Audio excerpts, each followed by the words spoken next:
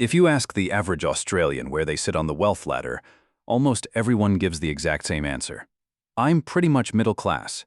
It doesn't matter if they earn $60,000 or $160,000.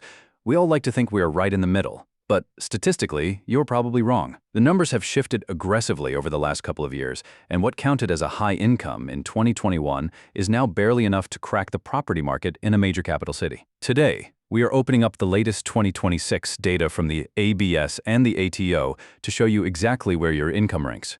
Let's find out if you're actually middle class, or if you've been lying to yourself. Context anchor, the average trap.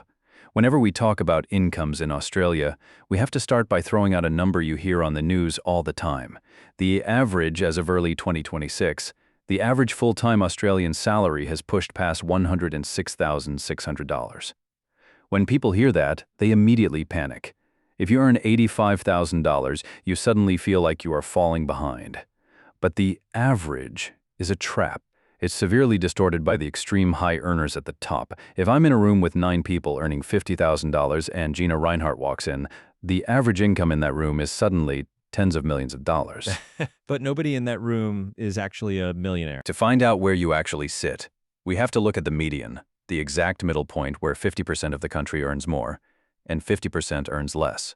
Escalating core, the brackets, the true middle, the 50th percentile. If we look at every single working Australian in 2026, including part-timers, casuals, and youth workers, the absolute median income is roughly $75,000. If you earn more than $75K, you technically earn more than half the workers in the country. But let's be real. Comparing a full-time professional to a university student working 2 shifts a week at a pub isn't a helpful comparison. If we isolate just full-time workers, the true middle-class baseline in Australia right now sits at roughly $95,000. That is your true median. Half of all full-time workers earn less than $95K, and half earn more. The upper middle, the top 25%, to break into the top 25% of full-time earners in Australia, you need to be earning around $115,000. This is the bracket where you typically start seeing senior professionals, experienced tradies, and mid-level management. A decade ago, earning $115K meant you were rich. Today, it largely means you can comfortably cover your rent and groceries without stressing, but you're still likely feeling the squeeze if you're trying to save for a family-sized home in Sydney or Melbourne. The top 10%, this is where the air starts getting thin. To officially sit in the top 10% of income earners in Australia in 2026, you need a before-tax income of roughly $146,000. The top 5% and top 1% to break into the top 5%, you need to cross the $187,000 mark. And for the ultimate bragging rights, the top 1% of income earners in the country, you need an annual salary sitting at around $352,000. For context, the only 2 professions in the country where the average worker makes that much are surgeons and anesthetists. Hidden insight reframe. But here is the most fascinating part of the 2026 data, and it's the reason why so many people in that top 10% bracket feel completely broke. We have a massive disconnect right now between income percentiles and wealth percentiles. You can be a 32-year-old earning $150,000, putting you strictly in the top 10% of earners.